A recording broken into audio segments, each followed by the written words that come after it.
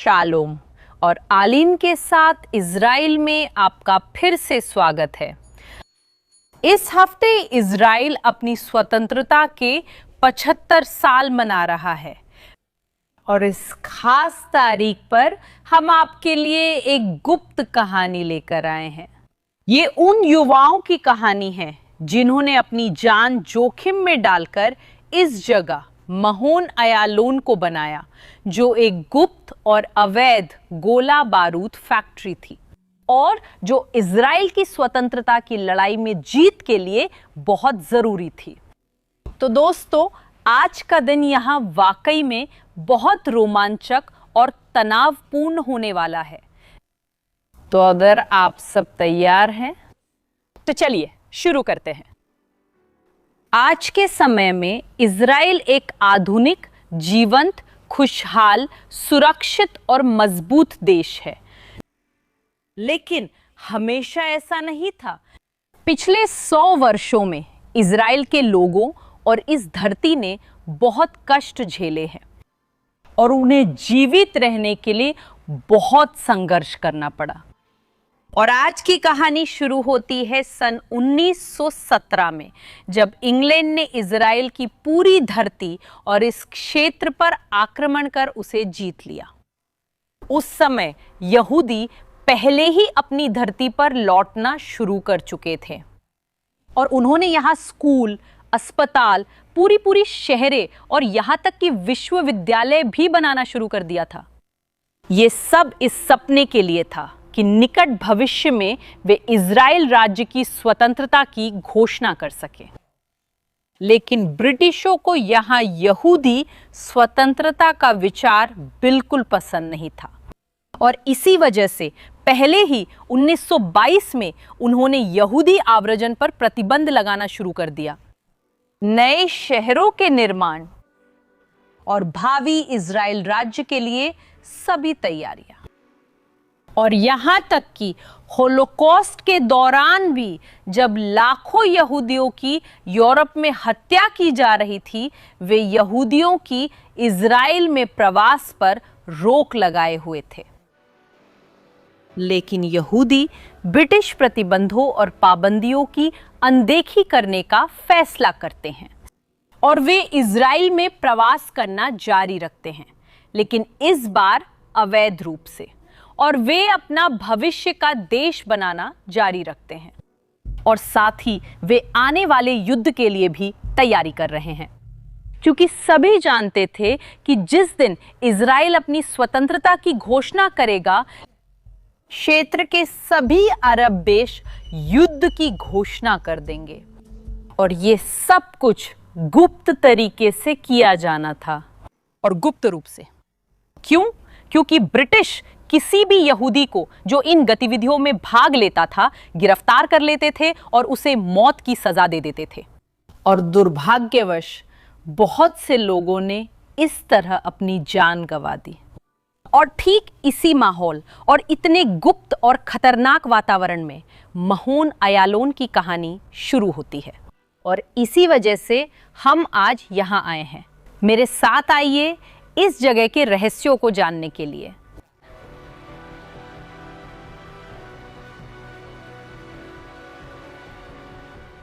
एक गर्मी की रात में 1945 में योसेफ अविदार, जो हगाना के कमांडरों में से एक थे, यहाँ पहुंचे, जो एक यहूदी गुप्त समूह था।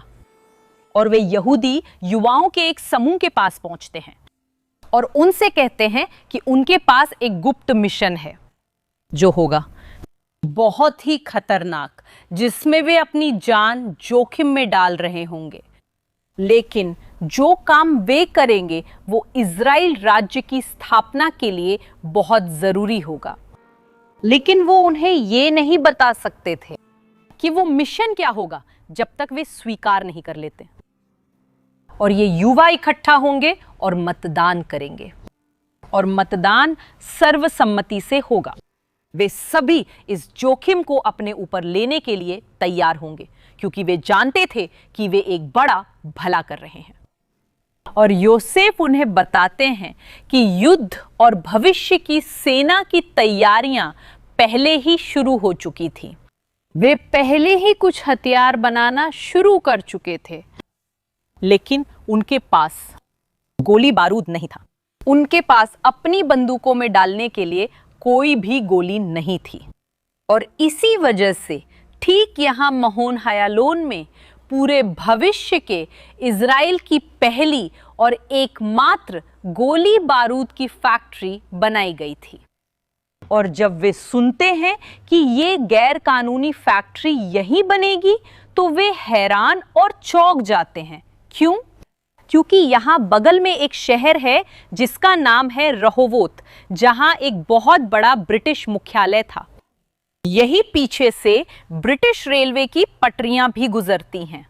सैकड़ों सैनिकों के साथ वे देखते हैं और कहते हैं, क्या हम ये काम वाकई दुश्मनों से घिरे इलाके में करेंगे? और वे कहते हैं, हाँ, अगर हम ये ब्रिटिश लोगों की नाक के नीचे करेंगे तो उन्हें शक भी नहीं होगा। हम इसे वही बनाएंगे जहां उन्हें फैक्ट्री की उम्मीद सबसे कम होगी। और ठीक उसी जगह जो दुश्मनों से घिरी हुई है, वहां ये संस्थान बनाया जाएगा। लेकिन ये दो हिस्सों में बटा हुआ है। भूमिगत हिस्सा अवैध और गुप्त गोला बारूद फैक्ट्री थी, लेकिन यहां ऊपर की मंजिल पर एक छोटा सा शहर था, एक किबुत्ज। और यहां से गुजरने वाले किसी भी व्यक्ति को सब कुछ सामान्य लगता था। और यहां ऊपर रहने वाले लोग भी नहीं जानते थे कि यहां नीचे तहखानों में क्या हो रहा है। अब चलिए घूमते हैं और इस शहर के बारे में थोड़ा जानते हैं।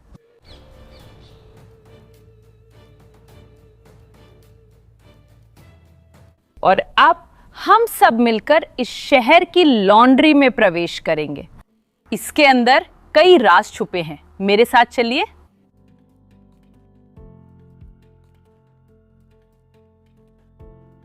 ये लॉन्ड्री क्यों बनाई गई है?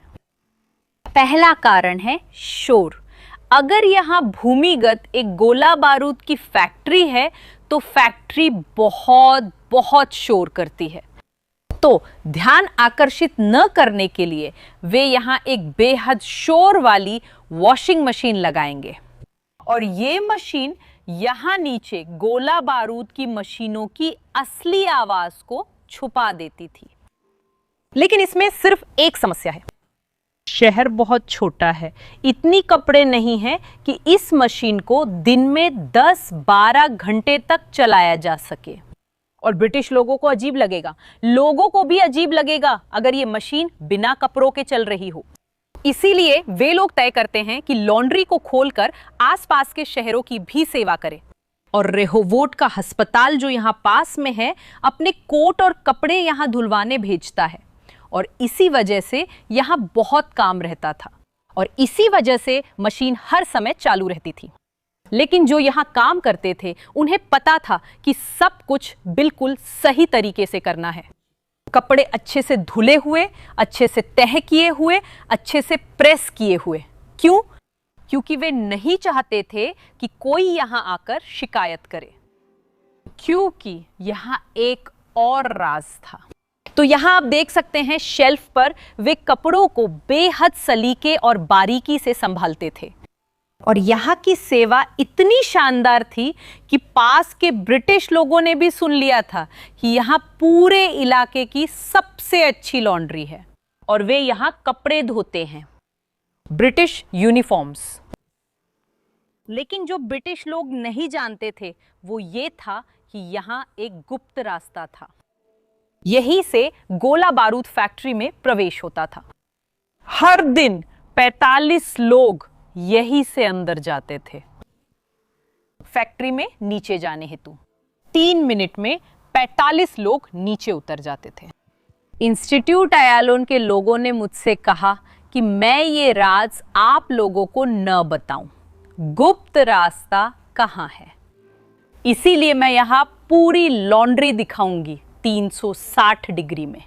और मैं चाहती हूं कि आप लोग अंदाजा लगाएं और यहां कमेंट्स में बताएं आखिरकार ये गुप्त रास्ता कहाँ है। देखते हैं कि आप लोग अंदाजा लगा पाते हैं या नहीं।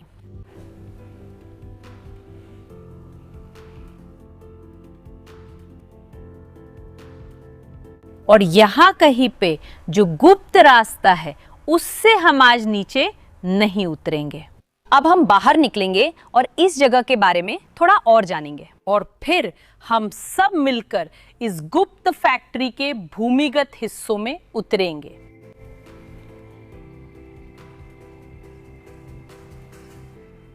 सोचिए, शहर की ज्यादातर आबादी के लिए ये जगह बस एक लॉन्ड्री थी।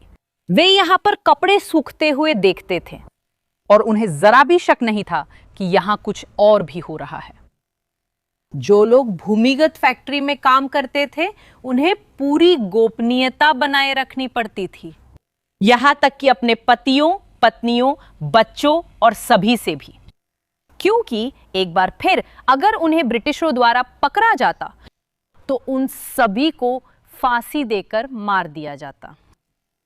और इसी वजह से उन्होंने एक गुप्त कोड बनाया। वे उन सभी लोगों को जिराफ कहते हैं जो फैक्ट्री के बारे में नहीं जानते थे, क्योंकि जिराफ एक बहुत ऊंचा जानवर है और वो किलोमीटरों दूर तक देख सकता है। वो हर वो चीज देख सकता है जो दूर है, लेकिन आमतौर पर वो ये देखने के लिए नीचे नहीं देखती कि उसके पैरों के ठीक नीचे क्या है। तो यहां जिराफे थी, वे लोग जिन्हें पता ही नहीं था कि क्या हो रहा है, और वे लोग जो इस राज को छुपा रहे थे। और इस राज को अच्छी तरह से छुपाए रखने के लिए बहुत सारी चीजें करनी पड़ती थी। हमने यहां लॉन्ड्री को दिखाया जिसमें गुप्त रास्ता था, लेकिन सिर्फ इतना ही नहीं, आप देख सकते हैं कि यहां एक चिमनी भी है। क्यों? क्योंकि एक भूमिगत फैक्ट्री को वेंटिलेशन की जरूरत होती है। तो यहां ये चिमनी फैक्ट्री के अंदर साफ हवा लाने के लिए थी, लेकिन आपको हवा बाहर निकालने के लिए भी एक चिमनी चाहिए, गंदी और धुएं वाली हवा। और दूसरी चिमनी ठीक यहां बगल में है। चलिए उस दूसरी इमारत को देखते हैं जिसमें रहस्य छुपा है।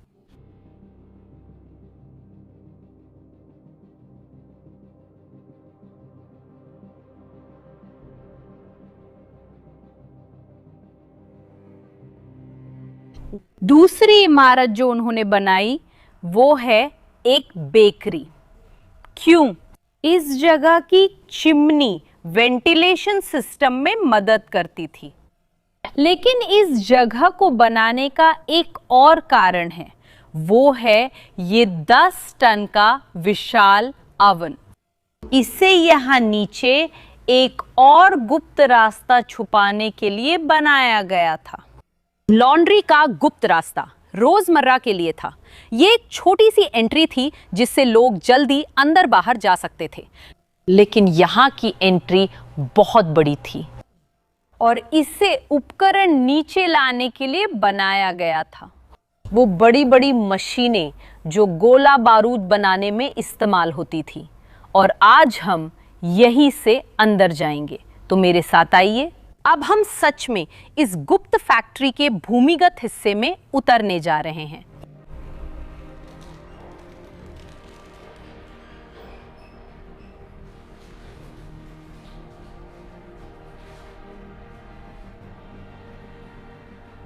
क्या आप भी मेरी तरह उत्साहित हैं? चलिए नीचे उतरकर रहस्य जानते हैं।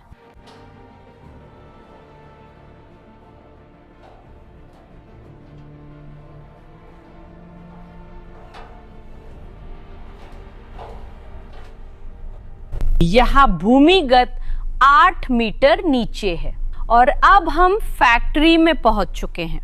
देखिए ये जगह कितनी अद्भुत है।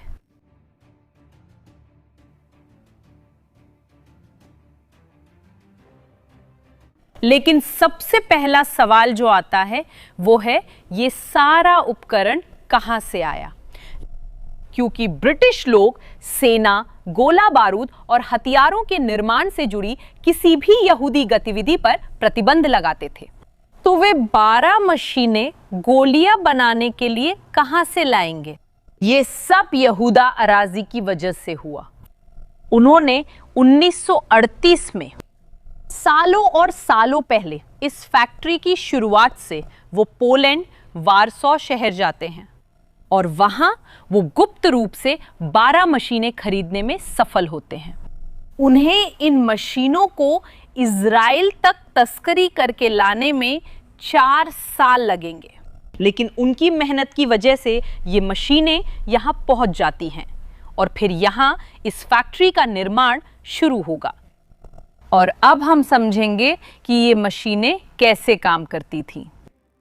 निर्माण की पहली प्रक्रिया है इन पीतल की प्लेटों को लेना और उनसे डिस्क काटना। यही तो ये मशीन करती है। तो उनके पास यहां हजारों और फिर लाखों ऐसे छोटे छोटे डिस्क थे और ये मशीन उन डिस्क को छोटी छोटी खोलों में बदल देती है। और ये जो मशीनें यहां हैं, ये क्या करती थी?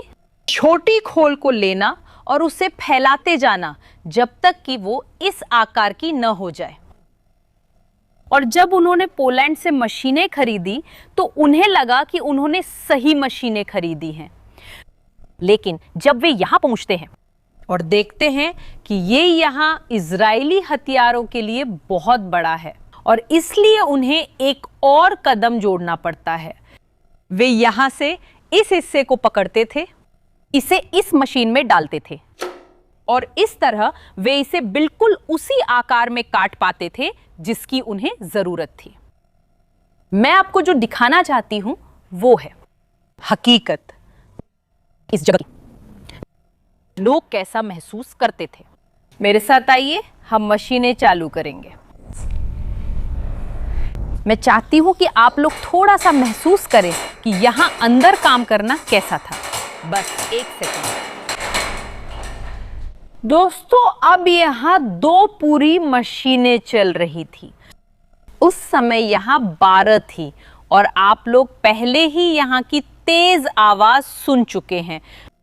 तो सोचिए यहां अंदर काम करना कैसा होता होगा। लोग न सिर्फ अपनी जान जोखिम में डाल रहे थे, बल्कि अपने परिवार वालों की जान भी खतरे में डाल रहे थे।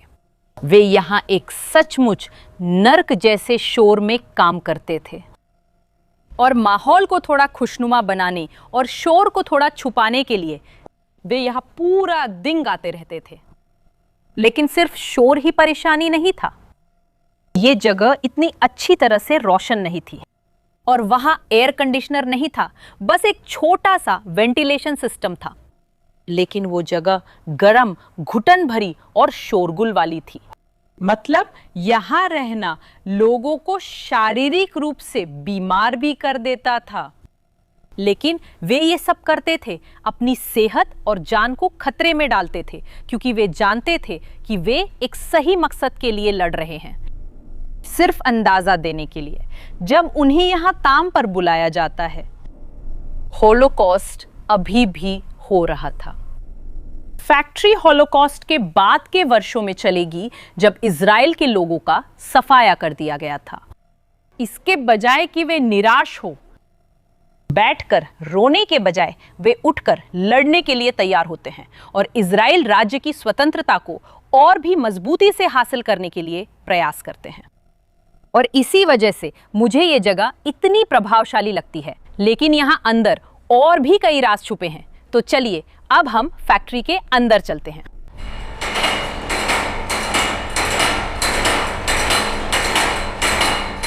और यहाँ जो भयानक काम करने की परिस्थितियां थीं, उनमें से ज्यादातर लोगों को धूप भी नसीब नहीं होती थी और वे बीमार पड़ने लगे और पीले पड़ने लगे। और ये बहुत ही संदिग्ध होता, क्योंकि ये लोग कहते थे कि वे खेतों और कृषि में काम करते हैं, लेकिन हर दिन घर पर पीले पड़कर आते थे। लोगों को शक होने लगता और इसी वजह से यहाँ ये खास कमरा बनाया गया। चलिए इसमें चलते हैं। लोग यहाँ बैठते थे और इस रोशनी में बैठते थे ताकि उनकी त्वचा धूप में तपी हुई लगे। ये सेहत के लिए भी था, लेकिन साथ ही छुपाने के लिए भी, कि वे हर दिन भूमिगत में बिताते थे।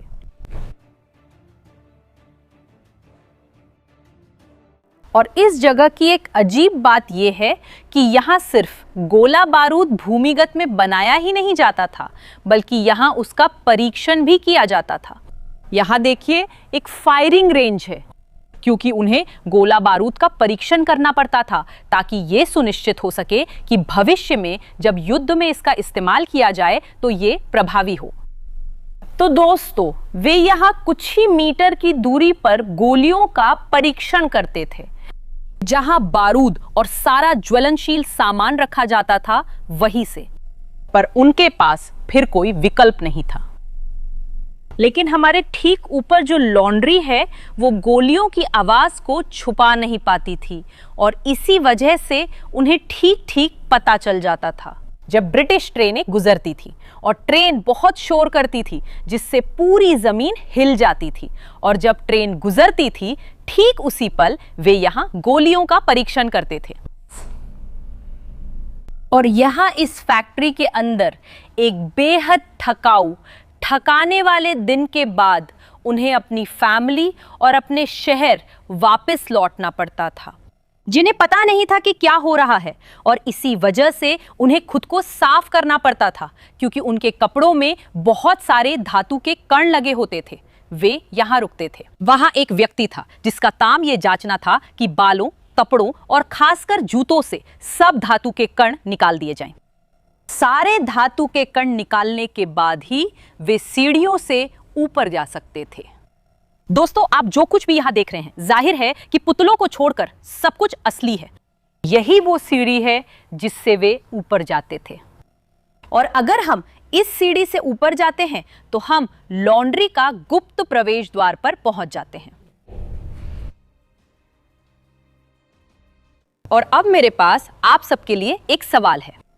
आपको क्या लगता है ये सब बनाने में दीवारें, कंक्रीट की छत, ये फर्श कितना समय लगा होगा? मैं चाहती हूं कि आप सब कमेंट्स में बताएं दोस्तों। ये सब कुछ यहां मशीनें लाना, बेकरी बनाना, लॉन्ड्री बनाना, आपको क्या लगता है ये सब बनाने में कितना समय लगा होगा? इसका जवाब आपको चौंका देगा, क्योंकि ये सब कुछ सिर्फ 21 दिनों में किया गया था। उनमें सच में बहुत दृढ़ संकल्प था। उन्होंने खुदाई की, सब कुछ 21 दिनों में कर लिया, और इसी वजह से वे यहां कोई ब्रिटिश निरीक्षण आए बिना इतने कम समय में सब कुछ कर पाए। जगह तैयार होने के बाद कई निरीक्षण हुए। उन्होंने ये सब ब्रिटिशों से कैसे छुपाया? एक दिन एक ब्रिटिश निरीक्षण आता है। वे आए और बोले, आइए हमारे साथ चलिए, हम आपका स्वागत करना चाहते हैं। वे उन्हें भोजनालय ले गए और बियर दी। बोले, ये हमारी तरफ से तोहफा है। वे ब्रिटिशों को खुश करना चाहते थे ताकि वे ज्यादा न देखें और कुछ अजीब न खोजें। अंत में ब्रिटिश लोग यहाँ के लोगों को देखकर कहते हैं, हमें लग रहा है कि हमारे साथ अच्छा व्यवहार नहीं हो रहा। हमें लगता है कि आप हमें सच में नहीं चाहते। वे कहते हैं, कैसे? हमने बियर दी, आपका अच्छे से स्वागत किया, और उन्होंने कहा, आपने हमें गर्म बियर दी, तो आपने गोदाम से निकालकर हमें गर्म बियर दी। ये कैसा व्यवहार है? यहाँ के लोगों ने कहा, कोई दिक्कत नहीं, ठंडी बियर चाहिए? अगली बार जब आप लोग आए तो हमें 1 घंटा पहले बता दे ताकि हम बियर फ्रिज में रख सकें। और सच में ब्रिटिश लोगों ने ऐसा करना शुरू कर दिया। हर बार जब भी वे इस शहर में आने वाले होते, निरीक्षण करने से पहले वे पहले फोन करके बता देते थे, देखो हम आ रहे हैं, बियर फ्रिज में रख दो। और ये एक अच्छा तरीका था जिससे वे हर बार जब भी निरीक्षण होता तैयार रह सकते थे। और अब हम पूरी फैक्ट्री की सबसे खतरनाक जगह पर पहुंच गए हैं। हाँ, शूटिंग रेंज से भी ज्यादा, मशीनों से भी ज्यादा यही जगह सबसे खतरनाक थी। यहाँ गोला बारूद की असेंबली लाइन थी। वे लोग जो भी दूसरी तरफ बनाया गया था उसे यहाँ लाते थे और यहाँ वे उसमें बारूद भरते थे और बंद कर देते थे। वे हर गोली को हाथ से बंद करते थे। अब अगर आप गोली को बंद करते हैं और उसे ठीक से दबाते नहीं हैं तो बाद में वो गोली नहीं चलेगी और युद्ध के लिए प्रभावी नहीं होगी। अगर आप बहुत जोर से दबाते हैं तो उसके फटने का खतरा रहता है, और चूंकि यहाँ चारों ओर बारूद से भरे डिब्बे थे तो ये पूरा इलाका और पूरी फैक्ट्री उड़ सकती थी। यहाँ मौजूद सभी लोगों की जान जा सकती थी, और न सिर्फ यहाँ नीचे बल्कि शायद ऊपर भी। याद है कि ऊपर एक शहर था। यहाँ से 6 मीटर की दूरी पर बेकरी और लॉन्ड्री से आगे वहां एक किंडरगार्टन था, और इसलिए यहां काम करने की अनुमति जिन लोगों को थी वे महिलाएं थीं, और बेहतर हो कि वे माताएं हों, क्योंकि यह माना जाता था कि एक मां कभी भी अपने बच्चे को खतरे में नहीं डालेगी, और इसी वजह से उन्हें इस इतने नाजुक काम के लिए चुना गया था। और फिर आखिरकार इन सभी चरणों के बाद गोलियां, गोला बारूद तैयार हो गए थे। उन्हें दूध के डिब्बों में एक नकली तले के साथ छुपाया जाता था, और इस तरह उन्हें सुरक्षित रखने के लिए ले जाया जाता था, भविष्य में स्वतंत्रता युद्ध में इस्तेमाल करने के लिए। मेरी राय में ये इजराइल और उसकी स्वतंत्रता की सबसे चौंकाने वाली कहानियों में से एक है, लेकिन दुर्भाग्यवश ये जगह दुनिया में और अभी भी अधिकांश इजरायलियों के लिए अज्ञात है। लेकिन ये जगह बहुत महत्वपूर्ण थी। ये इजराइल की स्वतंत्रता तक एकमात्र गोला बारूद फैक्ट्री थी। सभी विशेषज्ञ सहमत हैं कि अगर ये जगह नहीं होती तो इजराइल युद्ध नहीं जीत पाता। एक युद्ध जो फिर भी बहुत कठिन था, जिसमें इजराइल के सभी यहूदियों का 1% मारा गया। सिर्फ सेना का 1% नहीं, पूरे इजराइल का 1%। वास्तव में ये गिनना असंभव है कि ये लोग कितने महत्वपूर्ण थे और यहां उनका काम कितना कठिन था। लेकिन उन्हीं की वजह से यहां पर 1945 और 1948 के बीच उत्पादन हुआ 5 मिलियन गोलियां। आपने सही सुना, 5 मिलियन गोलियां यहां पर इन्हीं 45 युवाओं द्वारा हाथ से बनाई गई। और यहां कभी कोई हादसा नहीं हुआ और ब्रिटिशों को इनका कभी पता नहीं चला, और इसी वजह से मैं इसे लगभग एक चमत्कार मान सकती हूं। इन युवाओं की वजह से आज हमारे पास इजराइल राज्य है, क्योंकि उनके बिना शायद इजराइल का अस्तित्व ही नहीं होता, और निश्चित रूप से अलीम वाला इजराइल भी नहीं होता। तो इस हफ्ते जब इजराइल अपनी 75वीं स्वतंत्रता वर्षगांठ मना रहा है, मैं उन्हें वो सारा श्रेय देना चाहती हूं जिसके वे हकदार हैं, क्योंकि उनमें से कई अब भी अपनी कहानी सुनाने के लिए जीवित हैं, लेकिन शायद बहुत ज्यादा समय तक नहीं। मुझे उम्मीद है कि आपको महोन अयालोन के कुछ रहस्यों को जानकर अच्छा लगा होगा। अगर आपको ये पसंद आया हो तो इस वीडियो को अपने दोस्तों के साथ जरूर शेयर करें और लाइक देना ना भूलें। ढेर सारा प्यार, अगली बार यही मिलेंगे।